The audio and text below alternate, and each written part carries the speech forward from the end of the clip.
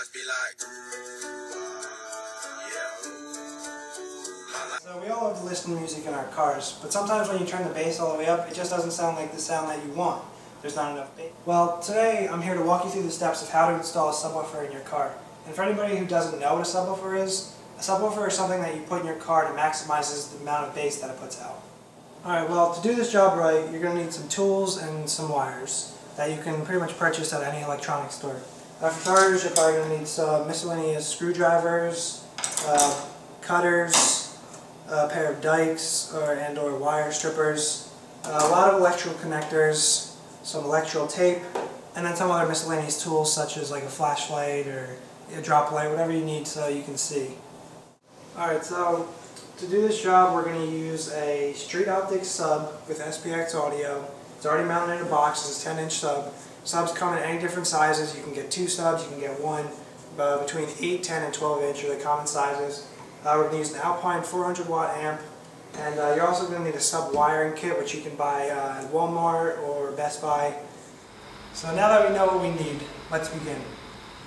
Okay, first you must start by disconnecting both terminals of the battery, both positive and negative, mostly for safety reasons.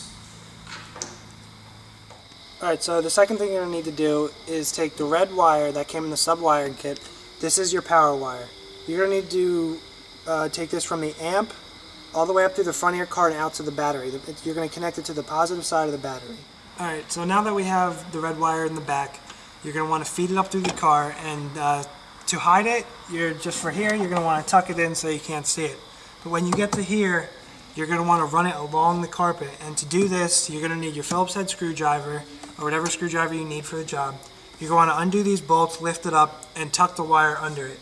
Then what you're going to want to do is you're going to run the wire back under the gas pedal, and there should be an unused grommet under there that you can feed it through to the engine bay. Alright, so now that we fished it through the car and through the firewall, you're going to take the red wire and connect this terminal to the positive side of the battery. Now to do this, you're going to probably need some kind of socket. What you're going to want to do is you're going to want to unscrew this, put it on here, and screw it back in. After you're done this, you can tighten it down, and then you can reconnect this positive side of the battery. But make sure you keep the negative side not connected, so that way you won't get an electrical shock. Alright, so now you're going to walk back to the back of the car, and then you're going to take your RCA wires and your remote wire, which are both included in the sub wiring kit, and you're going to do the same thing you did with the power wire. You're going to have to fish them up through the front of the car. What you don't have to do with these are, you don't have to bring these out to the battery. You just have to fish it up to where the head unit is, and then we'll go from there. Alright, so now that we take the RCA wires and the remote wire, and like I said, fish it up through the car. So what you're going to do is you're going to fish it up to the car, and you're going to want to bring it to the back of this head unit, which I'll remove in the next step. Alright, so the next thing we're going to do is remove the head unit. To save time, I've already removed the 4 screws that you need to remove this, and we're just going to pull. Alright, so now you're going to want to take the head unit out. You should be able to just slide it out of here, and you're going to be real careful not to yank it out because there's all these electrical connections in the back. There will be one plug in the back. You must unplug that just for ease of wiring. Alright, so now that you remove the head unit, you're going to want to plug the RCA wires that you earlier fished up through the car into the audio out outputs on the back of the head unit. These will be labeled.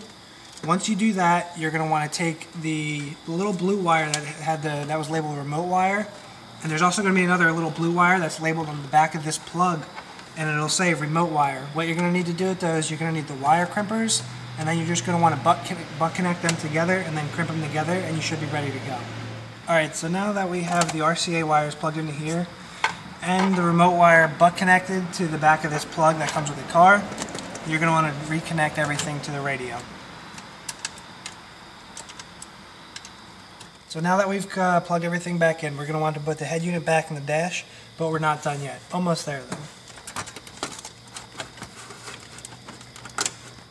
So pretty much the last wire you're going to need to connect is the ground wire. This is also included in the sub wiring kit. For the ground wire, you're going to want to connect it to any part of like bare metal for the car. We have already installed it right here on this. If you can't find a good ground, you're going to want to drill your own hole and use a self-tapping screw. It's a longer process, but it's not that bad. Alright, so now what you're going to need to do is you're going to want to start connecting all the wires that came in the sub wiring kit to the amp itself. All amps are different, but most amps will have each thing labeled power, ground, and remote, just for ease of installation. But for this amp, what we're going to have to do is we're going to have to butt connect each of the wires that came with the kit to the wires that came with the amp. We're going to need the wire strippers, the electrical tape, and then the butt connectors that come in here. Alright, so now that we connected all our wires, including the RCA wires, all we have to do is hook up the sub itself. All it is 2 wires. You got a positive and you got a negative. You put them into the positive and negative outputs on the sub, right to the positive or negative outputs on the amp. And once you do that, you're pretty much done. All you have to do is put your interior back together and you're ready to go. All I need is a beat that's super bumpin', and for you to back it up and dump. My bro from Morningside, he go by Bubba, and he hit that dance like thunder. Okay, I hear from. So today, in about 15 easy steps, I taught you guys how to install a subwoofer in a car. Like I said, subwoofers are good to have because we all love to listen to music, and subwoofers just give it that little extra boost that we need.